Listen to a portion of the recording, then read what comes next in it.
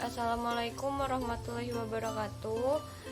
Nama saya Desi Kaparana dengan NIM 7211419032. Di sini saya dari Universitas Negeri Semarang, jurusan Akuntansi Internasional angkatan 2019, ingin mempresentasikan mata kuliah Sistem Informasi Manajemen, yaitu bab 6 mengenai Sistem Manajemen Basis Data. Lanjut saja ke slide pertama, itu ada hierarki data. Nah, dalam hierarki itu ada field data. Field data adalah unit yang terkecil mencerminkan jumlah data terkecil yang akan ditarik komputer pada satu waktu. Nah, contoh field data dapat berupa kode untuk mata kuliah yang sedang diambil. Lalu yang kedua itu ada record. Record adalah suatu koleksi field data yang saling berhubungan.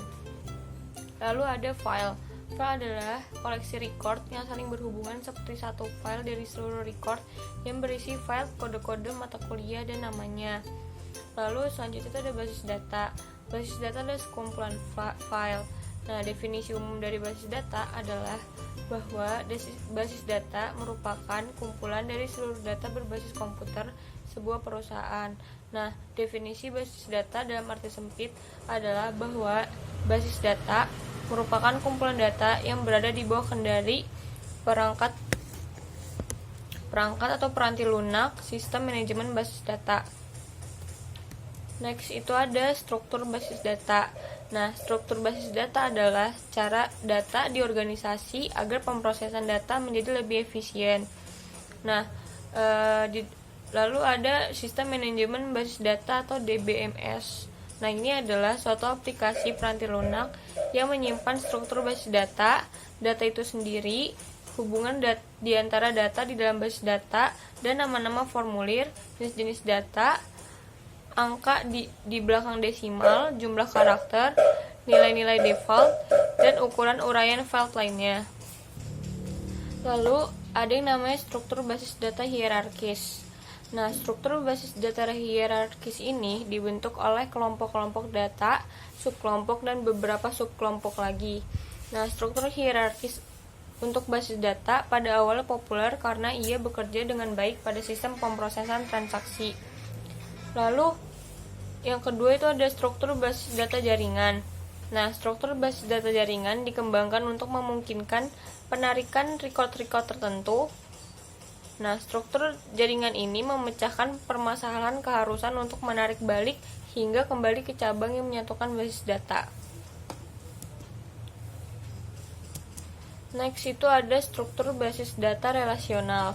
Nah, jika struktur hierarkis dan jaringan mengandalkan diri pada relasi fisik atau physical relationship di dalam bentuk alamat-alamat penyimpanan, relasi dalam struktur data relasional adalah implisit.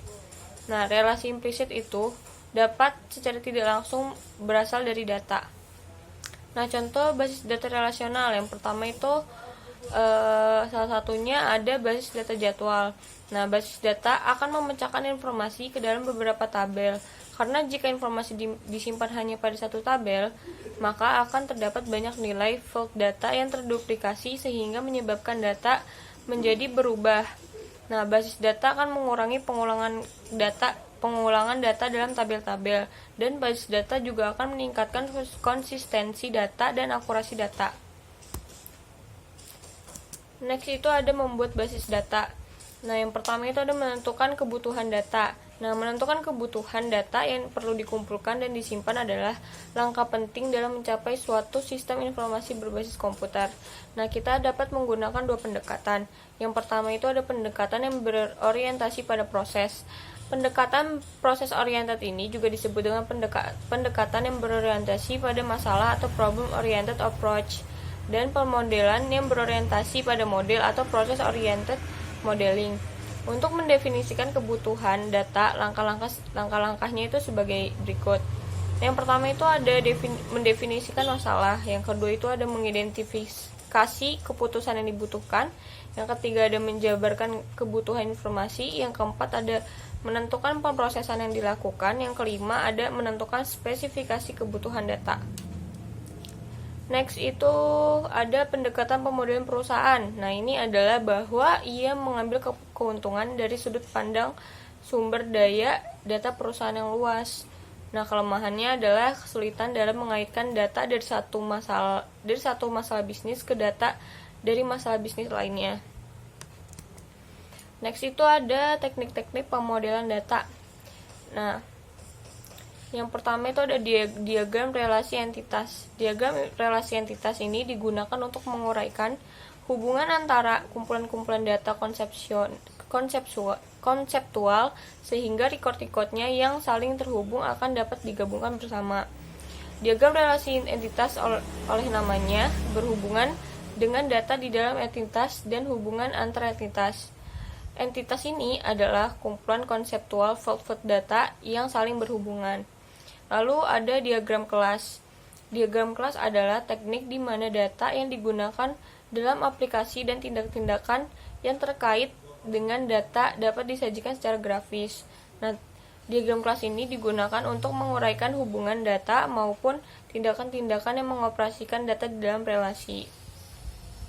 Nah, diagram kelas ini terdiri dari kelas-kelas yang memiliki nama, field di dalam kelas, dan tindakan-tindakan. Nah, kadang juga disebut sebagai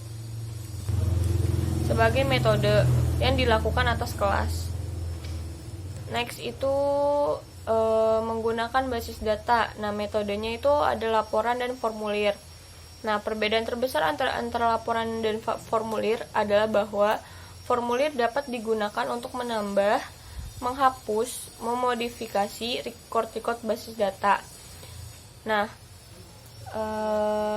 formulir itu secara tipikal menampilkan satu record saja dan dalam satu waktu dan tidak memberikan ikhtisar data serta biasanya tidak melakukan agregasi data dari banyak tabel basis data. Nah, lalu kalau laporan itu data yang teragregasi dari basis data yang diformat dengan cara yang akan membantu pengambilan keputusan. Next itu ada query. Nah, query adalah suatu permintaan kepada basis data untuk menampilkan record-record yang dipilih. Query pada umumnya memiliki field data dalam jumlah terbatas dan kemudian membatasi record-record yang ditampilkan berdasarkan satu kumpulan kriteria tertentu. Nah, ada bahasa satu query terstruktur. Nah, ini adalah kode yang digunakan oleh sistem manajemen basis data relasional untuk mengerjakan pekerjaan-pekerjaan basis datanya. Lalu ada pemrosesan basis data lanjutan.